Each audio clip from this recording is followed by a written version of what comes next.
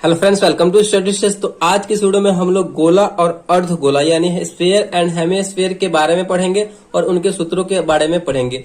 ये जो है आपके क्लास 10th के लिए बहुत ही ज्यादा इंपॉर्टेंट है, तो प्लीज वीडियो को लास्ट तक जरूर देखिए, जिससे कि गोला और अर्धगोला का सूत्र जो है आपको अच्छे तरीके से याद हो जाए और आपको बोर्ड एग्जाम में कठिनाई न हो। तो चलिए सबसे पहले जो है हम गोला के बारे में पढ़ते हैं, ठीक ना।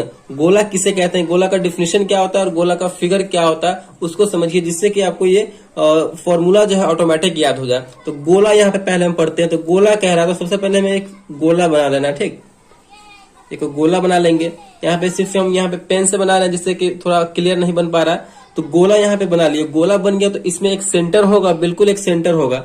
ऐसा सेंटर होगा जो गोला जो बना हुआ है उसकी सतह की जो दूरी होगी वो बिल्कुल सेम होगी, यानी यहाँ से यहाँ तक की दूरी बिल्कुल समान होगी, यहाँ से यहाँ तक की दूरी बिल्कुल समान होगी, और यहाँ से यहाँ तक की दूरी भी बिल्कुल समान, और यहाँ से यहाँ तक की दूरी भी बिल्कुल समान। यानी अगर गोला का डिफिनेशन की बात की जाए तो गोला एक ऐसा त्रिविमीय आकृति है, यानी 3D संरचना है, जो किसी एक पॉइंट से निश्चित दूरी से गोला के सतह से जो बिंदु लगा हुआ है वो आपस में बिल्कुल समान दूरी पे हो। अगर यहाँ पे कोई बिंदु हो गया तो इसे हम O से डिनोट करते हैं, ठीक। और O, और यहाँ से यहाँ तक की दूरी अगर 2 सेंटीमीटर है तो यहाँ से यहाँ तक की दूरी भी 2 सेंटीमीटर होगी, यहाँ से यहाँ तक की दूरी भी 2 सेंटीमीटर, और यहाँ से यहाँ तक की दूरी भी 2 सेंटीमीटर। इसका कोई नाम दे देते हैं A, और यहाँ पे इधर B दे देते हैं, यहाँ पे C दे देते हैं, यहाँ पे D देते हैं, कोई भी नाम दे दीजिए। देखिए, और इसमें व्यास किसे कहते हैं, व्यास कहाँ होता है, व्यास कौन सा होता है, त्रिज्या कौन सा होता है, रेडियस किसे कहते हैं, वो आपको यहाँ पे अच्छे तरीके से मैं बताऊंगा। देखिए, जो व्यास होता है और त्रिज्या जो होता है, त्रिज्या जो O से हमारी दूरी है, वो यहाँ पे सेंटर है, और A तक की दूरी को ही हम क्या बोलेंगे, तो त्रिज्या बोलेंगे। यानी R से इसे हम डिनोट करेंगे और इसे हम रेडियस बोलते हैं, यही हमारा त्रिज्या हो गया। आप O से D तक की दूरी क्या होगी, तो त्रिज्या हो जाएगा। O से B तक की दूरी क्या हो जाएगी, तो रेडियस यानी त्रिज्या हो जाएगा। O से C तक की दूरी क्या हो जाएगी, तो त्रिज्या हमारा ये हो जाएगा। और व्यास किसे कहेंगे, तो व्यास हमारा पूरा ये जो बिंदु O है, O से लेकर के D तक की दूरी और O से लेकर के C तक की दूरी, यानी C से लेकर के D तक की दूरी हमारा ये क्या हो जाएगा, तो व्यास हो जाएगा, जिसे हम D से डिनोट करते हैं, यानी डायमीटर इसे बोलते हैं। A से B तक की दूरी ये पूरा हमारा क्या हो जाएगा, तो व्यास हो जाएगा। तो आई होप आपको ये गोला भी अच्छे तरीके से समझ में आ गया होगा, इसका डिफिनेशन भी, और व्यास किसे कहते हैं, व्यास क्या होता है, और त्रिज्या कहाँ होता है, ये अच्छे तरीके से भी आपको समझ में आ गया होगा। तो चलिए अब हम फॉर्मूले पे आते हैं कि गोला का संपूर्ण पृष्ठ का क्षेत्रफल का फॉर्मूला क्या होता है। तो गोला का संपूर्ण पृष्ठ का जो क्षेत्रफल का फॉर्मूला होता है वो होता है 4πr²। ये आपको अच्छे तरीके से याद करके रखना है कि गोला का संपूर्ण यानी पूरे गोले का जो संपूर्ण पृष्ठ का क्षेत्रफल होगा वो कितना होगा, तो 4πr²। जब आपको क्वेश्चन सॉल्व करना होगा उसमें पूछा जाएगा कि गोले का संपूर्ण पृष्ठ का क्षेत्रफल निकालिए, तो उसमें आपको जो है त्रिज्या दिया हुआ रहेगा, यानी R दिया हुआ रहेगा, रेडियस दिया हुआ रहेगा, और पाई का मान तो आपको पता ही है। पाई का मान कितना लेते हैं, पाई इक्वल टू लेते हैं 22/7।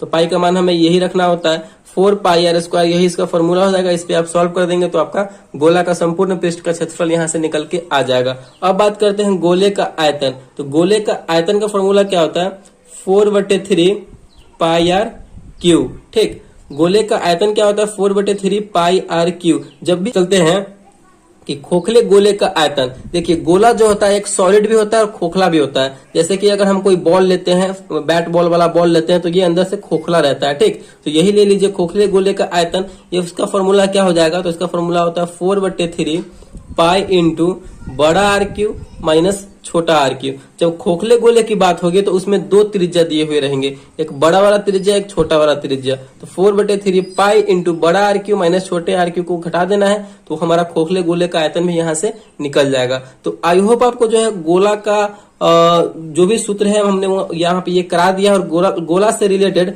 जो भी डिफिनेशन था, त्रिज्या, डायमीटर, जो भी आपको समझना था यहाँ पे हमने अच्छे तरीके से बता दिया है। तो आई होप ये आपको अच्छे तरीके से समझ में आ गया होगा। अब चलते हैं अर्धगोला पे कि अर्धगोला क्या होता है, यानी हेमिस्फीयर पे। अब हम यहाँ पे बात करते हैं अर्धगोला यानी हेमिस्फीयर की। सबसे पहले अर्धगोला का फिगर बनाते हैं। देखिए, हमने पिछले वाले में क्या देखा था, अभी गोला। तो गोला का जस्ट अगर गोला के बीच में से हम उसका 2 टुकड़ा कर दें तो वही हमारा अर्धगोला बन जाता है, यानी हेमिस्फीयर बन जाता है। जैसे कि यहाँ पे एक पॉइंट था, सेंटर था, और इन सेंटर से जो है गोला के सतह की जो बिंदु की दूरी है वो बिल्कुल सेम थी।